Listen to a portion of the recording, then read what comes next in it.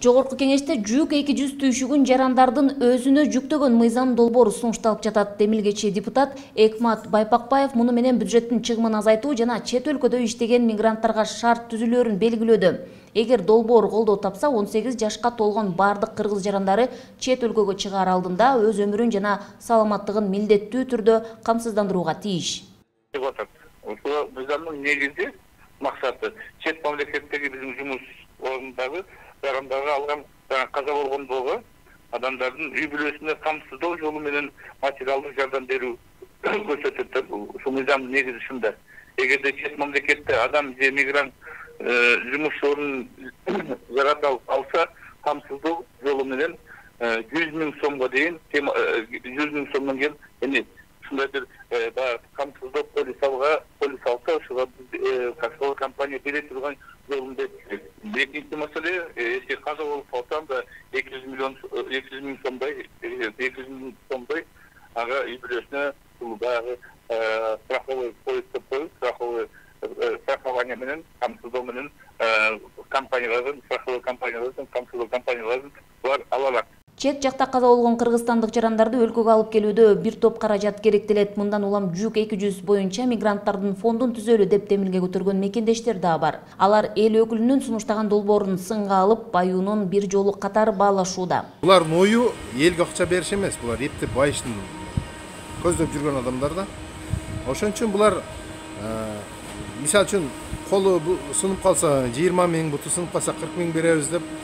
Бул жерде чоң акча жатат да. Бул эгер 200 сомдон жылына болгон болсо, бул 1 миллион мигрант примерно 200 миллион сом болот да. Азыр бир каза болгондорго деп бир 14-15 миллион бөлүп атат бюджеттен, ошол 50 000ден деп. А так биз ушундай кылып где-то айына бир жолкусуна 200 сомдон кылып койгондо эле бул билинбейт эле да, бирок чоң акча чогултуруп, чоң маселелерди чечкенге жетет эле бул. Ошого мен караманча каршымын бул нерсеге. Камсыздандыруу компаниясын түзгөнгө, камсыздандыруу фонд болуш керек дейм. Жарандар аталган долбоор иш жүзүнө ашса жакшы болот деген пикирде. Учурда чет өлкөдө жүргөн жарандар кимге кайрылышаарын билишпейт. Элдин арасына түшүндүрүп, ал кандай иштейт, жана камсыздандыруучу компаниялардын ишмердүүлүгү боюнча кеңирээк маалымат берип, шарттарын түшүндүрүп, элге жайылса, албетте бул абдан жакшы. Себеп дегенде баягы элдин бул дагы эми азыркы учурда актуалдуу болуп атпайбы? Ошондо туура эле карайм, бул бизге керектүү нерсе. Болушу керек, сөзсүз болуш керек. Закон болуш керек бардык жерде, бардык мамлекетте закон иштеш керек. Бул жактан кетип атканда дагы, ол жакта дагы. Менимче туура эле болуш керек. Адам болгондон кийин өзүн камсыздандырып кетиш керек. Страховой полис алып. Мүмкүн чет мамлекетте ошо полистер өтөт болуш керек. Камсыздандыруу келишими 1, 3 же 5 жылга узартуу менен түзүлөт. Долбоордо жарандардын өмүрүн кепилдөө мамлекеттик эмес, жеке камсыздандыруучу компанияларга жүктөлөт. Муну талдоочулар төмөндөгүчө баалайт.